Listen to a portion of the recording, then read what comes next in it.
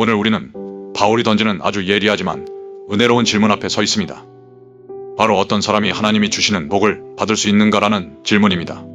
흔히 우리는 하나님의 복과 은혜는 받을 만한 자격이 있는 사람이 받을 수 있다고 생각합니다.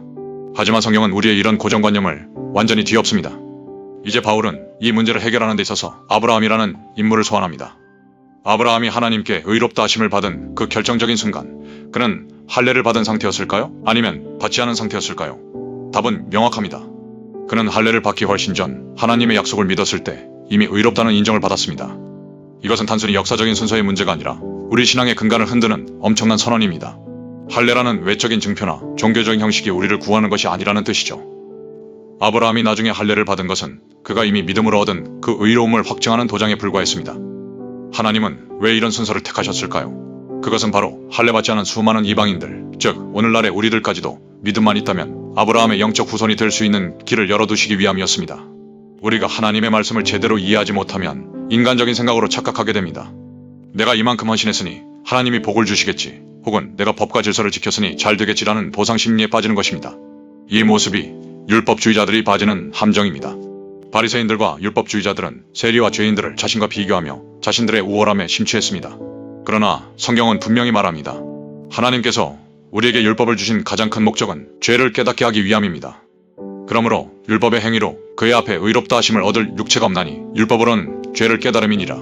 율법이 개입하는 순간 우리는 그것을 다 지키지 못하는 우리의 한계와 마주하게 되고 결국 그 끝에는 하나님의 진노가 기다리고 있을 뿐입니다.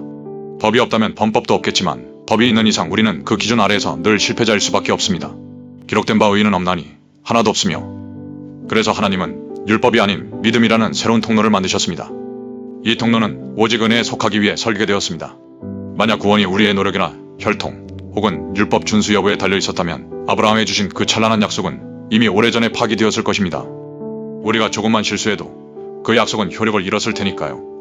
하지만 이 약속은 우리의 행위가 아니라 하나님의 신실하심에 근거합니다. 그렇기에 이 복은 유대인이라는 특정 민족에게만 갇혀있지 않습니다. 율법 아래 있는 자들뿐만 아니라 아브라함이 가졌던 그 순수한 믿음을 따르는 모든 이들에게 이 약속은 보장됩니다. 아브라함은 혈연을 넘어선 우리 모든 사람의 조상이 되었습니다. 이것이 바로 복음의 정수입니다. 그런데 우리가 깊이 생각해봐야 할 것이 있습니다. 아브라함이 75세에 하란을 떠나 가나안에 들어온 직후 하나님께 의롭다함을 받았습니다. 그리고 이삭을 제물로 바치기까지 약 40에서 45년의 세월이 지나게 됩니다.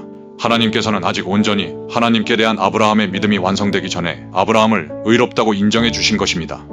이것은 아브라함뿐만 아니라 이삭과 야곱, 현재 우리에게서도 동일하게 적용되는 일입니다.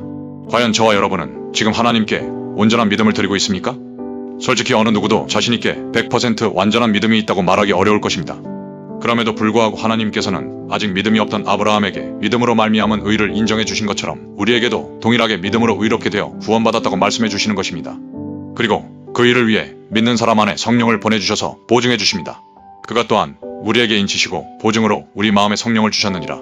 하나님은 우리가 완벽해졌을 때 부르시는 것이 아니라 우리가 아무것도 내세울 것 없는 무할례자 같은 상태일 때 믿음 하나를 보시고 우리를 의롭다고 인정해 주십니다. 세상은 자꾸만 조건을 따지고 증명서를 요구하지만 하나님은 우리의 마음 중심에 있는 그 믿음의 고백 하나를 보시고 우주의 가장 귀한 의인이라는 칭호를 선물로 주십니다. 이 약속은 흔들리지 않습니다. 예수님께서는 자신의 이름을 걸고 영원한 언약으로 우리에게 주셨기 때문입니다. 내가 아버지께 구하겠으니 그가 또 다른 보혜사를 너희에게 주사 영원토록 너희와 함께 있게 하리니.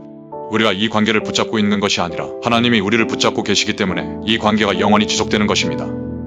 오늘 이 시간 나의 어떠함 때문이 아니라 하나님의 전적인 은혜 때문에 내가 하나님의 자녀가 되었다는 이 압도적인 사실 앞에 다시 한번 겸손히 엎드리길 원합니다.